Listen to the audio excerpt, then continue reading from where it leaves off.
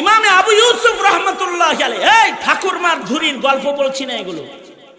ইমামে আবু ইউসুফ রাহমাতুল্লাহ আলাইহি প্রতিদিন 200 রাকাত করে নফল নামাজ পড়তেন, 200 রাকাত নফল নামাজ পড়তেন। গাল গল্প করতেছি না। এই হাসান জামিল অমুক আলেম তমুক আলেম, আপনাদের ছেলে হাসান জামিল না, সেও প্রতিদিন কমস কম 5 পারা 7 পারা কোরআনে কারীমের তিলাওয়াত করে। আমরা জানি তো, এই গাড়িতে বসে আছে কোরআন তেলাওয়াত করতেছে, নফল নামাজ পড়তেছে। কিছু মানুষ আছে তাদের জিন্দেগিতে নফল ইবাদত বেশি। কেন? নফল ইবাদতকারীকে পছন্দ করে কে? আল্লাহ তাআলা পছন্দ করেন। আমি মাঝে মাঝেই জিজ্ঞাসা করি, কি লেগা? চিন্তা করি যে কয় পারা বললো, আমি কয় পারা বললাম, হিসাব করি একটু। হে হাফেজে কোরআন, আমি হাফেজে কোরআন না, আল্লাহর কাছে কমাস কম কোরআন লাগলো, হে 4 ভাগের 1 ভাগ কমাস কম করছি। জিগাই, দোস্ত আজকে কয় পারা হইছে? 5 পারা। আজকে কয় পারা হইছে? 4.5 পারা, 6.5 পারা। নেককার, নেক কাজ করনে वाला হও। এই সারাটা দিন গেছে, একত্র নামাজ পড়ো নাই। তোমার হায়াত কে দিয়েছে তোমাকে? তুমি যে আল্লাহরে কয়েকটা মিনিট সময় দিলা না। এই কারণেই হযরত আবু বকরের মতো মানুষ নেক কাজ করেছেন সারা জীবন। হযরত উসমান নেক কাজ করেছেন সারা জীবন। সাহাবায়ে কেরাম নেকির কাজ দিয়ে নিজের হায়াতকে সুসজ্জিত করেছেন। কারণ ইন্নাল্লাহা ইউহিব্বুল মুহসিনিন। কখনো কখনো হযরত উসমান 1 রাকাতের ভেতরে টোটাল কোরআনে কারীম পুরাটা খতম করেছেন। সুবহানাল্লাহ, জোরে করে বলেন, জোরে করে বলেন। কয় রাকাত নামাজে? 1 রাকাত নামাজের ভেতরে টোটাল কোরআন পুরাটা খতম করছেন। 1 রাকাত নামাজের ভেতরে টোটাল কোরআনে কারীম খতম করেছেন। 1 রাকাত নামাজে যে পুরা কোরআন মজিদ খতম করলেন, এটা কিভাবে সম্ভব হইল? এটা সম্ভব হয়েছে তখন যখন নেক কাজ পছন্দ। এজন্য সকলকে নেক কাজ করনে ওয়ালা হইতে হবে। তাহলে নেক কাজ করনে ওয়ালা, বলুন ইনশাআল্লাহ নেক কাজ করনে ওয়ালা হব ইনশাআল্লাহ। জোরে করে বলেন, নেকির কাজ করনে ওয়ালা হব। কারণ নেক কাজ করনে ওয়ালাকে পছন্দ করেন কে? সুবহানাল্লাহ বলার জন্য রেডি হয়ে বসেন। খবর দেই, হযরত ইমামে আজম আবু হানিফা রাহমাতুল্লাহি আলাইহি, ইমামে আজম আবু হানিফা রাহমাতুল্লাহি আলাইহি সুদূর কতদিন, দীর্ঘ সুদীর্ঘ 40 বছর ইশার ওযু দিয়া ফজরের নামাজ পড়েছেন। তার মানে হলো 40 বছরের ভেতরে রাতের বেলায় শুধু ইবাদতই করেছেন, ঘুমানো নাই। ঘুমাইলে ওযু ভাঙে না? তার মানে হলো এই 40 বছরের ভেতরে তিনি নেক কাজ করেছেন এত বেশি যে 40 বছর রাতের বেলায় ঘুমানোর সুযোগ পান নাই। সারা রাত কখনো দাঁড়ায় দাঁড়ায় নামাজ পড়তেন। এ কারণে নেক কাজ করনে ওয়ালা হব, নেকি করব। আমাদের তো সারা দিনের ভিতরে কয়েকটা নামাজ পড়েছি, এর হিসাব নাই। 5 বেলা নামাজ যে পড়ি নাই, এটার হিসাব নাই। অথবা 2 রাকাত নফল যে সারা সপ্তাহে পড়া হয় নাই, এটার হিসাব নাই। অথবা 4 রাকাত তাহাজ্জুদের নামাজ যে সুদীর্ঘ 6 মাসের 6 বছরের অথবা 60 বছরের ভেতরেও হয় নাই, এটার হিসাব আমাদের নাই। কয়দিন বাঁচবো এটা কি আমরা জানি? কয়দিন বাঁচবো এটা জানি না। হায়াত কার কয়দিন এটা জানা নাই। এ কারণে নিজেদের জিন্দেগির হিসাব নেওয়া চাই। প্রতিদিন উমরের মতো সকাল সন্ধ্যায় কয়টা ভালো কাজ করছি, কয়টা মন্দ কাজ করছি, এটার হিসাব রাখা চাই। যাদের ভেতরে নেক কাজের হিসাব নিকাশ আছে তাদেরকে ভালোবাসেন আল্লাহ। ইন্নাল্লাহা ইউহিব্বুল মুহসিনিন। এ কারণে প্রত্যেক নর নারী, বুড়া বুড়ি, যুবক যুবতী, কিশোর কিশোরী সবাই নিজেদের নেকির কাজের হিসাব করবে যে 24 ঘন্টার ভেতরে আল্লাহর পছন্দ হয় এমন কাজ কয়টা হয়েছে। ইন্নাল্লাহা ইউহিব্বুল মুহসিনিন। যারা নেকির কাজের হিসাব কইরা কইরা নেকির কাজ করে তাদের পছন্দ করেন স্বয়ং আল্লাহ। আর যাদের ভেতরে নেক কাজের কোনো হিসাব নাই, বেধড়ক গুনাহ খাতা পাপাচারের ভেতরে যাদের সময় কেটে যায়, তাদেরকে পছন্দ করে ইবলিস শয়তান। এই ইমামে আবু ইউসুফ রাহমাতুল্লাহ আলাইহি, এই ঠাকুরমার ধুরির গল্প বলছি না এগুলো। ইমামে আবু ইউসুফ রাহমাতুল্লাহ আলাইহি প্রতিদিন 200 রাকাত করে নফল নামাজ পড়তেন, 200 রাকাত নফল নামাজ পড়তেন। গাল গল্প করতেছি না। এই হাসান জামিল অমুক আলেম তমুক আলেম, আপনাদের ছেলে হাসান জামিল না, সেও প্রতিদিন কমস কম 5 পারা 7 পারা কোরআনে কারীমের তিলাওয়াত করে। আমরা জানি তো, এই গাড়িতে বসে আছে কোরআন তেলাওয়াত করতেছে, নফল নামাজ পড়তেছে। কিছু মানুষ আছে তাদের জিন্দেগিতে নফল ইবাদত বেশি। কেন? নফল ইবাদতকারীকে পছন্দ করে কে? আল্লাহ তাআলা পছন্দ করেন। আমি মাঝে মাঝেই জিজ্ঞাসা করি, কি লেগা? চিন্তা করি যে কয় পারা বললাম, আমি কয় পারা বললাম, হিসাব করি একটু। হে হাফেজে কোরআন, আমি হাফেজে কোরআন না, আল্লাহর কাছে কমাস কম কোরআন লাগলো, হের 4 ভাগের 1 ভাগ কমাস কম করছি। জিগাই, দোস্ত আজকে কয় পারা হইছে? 5 পারা। আজকে কয় পারা হইছে? 4.5 পারা, 6.5 পারা। নেককার, নেক কাজ করনে ওয়ালা হও। এই সারাটা দিন গেছে একত্র নামাজ পড়ো নাই, তোমার হায়াত কে দিয়েছে তোমাকে? তুমি যে আল্লাহরে কয়েকটা মিনিট সময় দিলা না, তো কি করতে হবে? প্রতিদিন কিছু নেক কাজের হিসাব নিকাশ করতে হবে। ইনশাআল্লাহ বলেন, হয় না? ইনশাআল্লাহটা জোরে করে কোন। আমি এটা জিজ্ঞাসা করব না। যুব সমাজ তো অনেকে আসছে, ব্যারিস্টার সাহেব আসার কারণে আরো কিছু হয়েছে, ঠিক না? কিন্তু আমি জিজ্ঞাসা করব না কারা কারা 5 বেলা নামাজ পড়েছো, হাত তোলো, বলবো না এটা। তবে আমি বলবো, একটু চক্ষু বন্ধ করে হিসাব করবা যে তুমি দিনে কয়টা ভালো কাজ করেছো, কয়টা মন্দ কাজ করেছো, কয়টা আল্লাহর হুকুম তুমি মান্য করেছো, কয়টা ফরজের উপরে আমল তোমার হয়েছে, আর আজ দিনে কয়টা ফরজ তোমার ছুটে গেছে। নফল ইবাদতের হিসাব বাদ দাও, ফরজ ইবাদতের হিসাব কষো যে কয়টা ফরজ করেছো, কয়টা ছেড়েছো। মনে রাখো, আজরাইল আওয়ার সময় কোনো কিছু দেখে আসে না, আয়া বলবো সালাম আলকি দিয়ে যাবেন, দাঁড়ায় এবার 2টা লয়ে দিব, তখন কিন্তু হিসাব ঠিকই হবে। হিসাব নেবেন কে? জোরে আওয়াজ করে বলেন, হিসাব নেবেন কে? তখন তার আগে নিজের হিসাব নিজে করছে। এ কারণে নেক কাজ করনে ওয়ালা হও। 40টা বছর রাতের বেলায় ঘুম হারাম করে ইবাদত করলেন ইমামে আজম আবু হানিফা। ইমামে আবু ইউসুফ রাহমাতুল্লাহ আলাইহি, এই ইমামে আবু ইউসুফ রাহমাতুল্লাহ আলাইহি প্রতিদিন কয়শো রাকাত নামাজ পড়ছে? আরো আস্তে করে কোন, জোরে বলেন, জোরে বলেন, কয়শো রাকাত? 200 রাকাত। কি লেগে 200 রাকাত পড়ছে? অন্য কোনো কাম ছিল না তো? হ্যাঁ, অন্য কোনো কাম ছিল না। আরো শোনেন, প্রতিদিন 200 রাকাত করে নফল নামাজ পড়তেন, আর প্রতি সপ্তাহে 1 খতম কোরআন শরীফ পড়তেন। প্রতি সপ্তাহে 1 খতম কোরআন মজিদ, অর্থাৎ জুমা থেকে জুমা এর মাঝখানে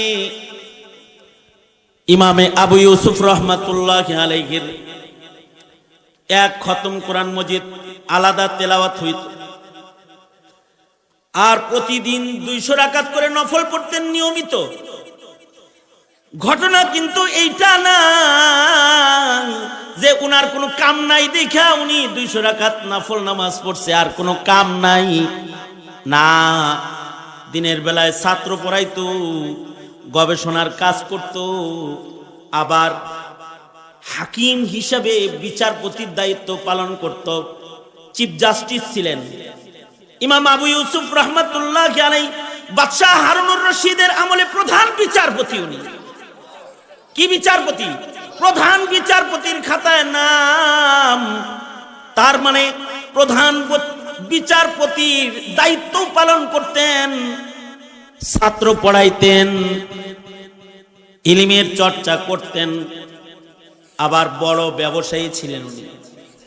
এর ফাঁক দিয়া প্রতি রাতে 200 রাকাত করে নফল নামাজ দিনে রাত্রে উনি পড়তেন। নফল নামাজ 200 রাকাত প্রতিদিন। নিজের জিন্দেগির হিসাব করো কত কঠিন। এইভাবে করে নিজের জিন্দেগিকে বানাইছেন। যেমন ইমামে আজম আবু হানিফা রহমাতুল্লাহ আলাইহি, সুবহানাল্লাহ বলার লেগে রেডিও বসে আরেকটা খবর দিই। ইমামে আজম আবু হানিফা রহমাতুল্লাহ আলাইহি উনার জীবনে হজ্জে বাইতুল্লাহ করেছেন 55 বার।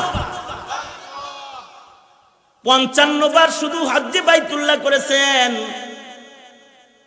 এমনকি উনি যখন রাষ্ট্রীয় জেলবন্দি ছিলেন তখন উনি জেলখানার থেকে সরকার ওনাকে হজ করার জন্য ওনাকে জামিন দিয়ে দিছে। সরকার নিজে জেল গেটে কাগজ পাঠাইছে। সরকার প্রধান ইমামে আজম আবু হানিফার জীবনে হজ কাজা নাই। 15 বছর বয়স থেকে এ পর্যন্ত কোনো বছর উনি আরাফার হাজিরা কাজা দেয় নাই। তাকে জেলখানায় আটকায় রাখা বৈধ নয়।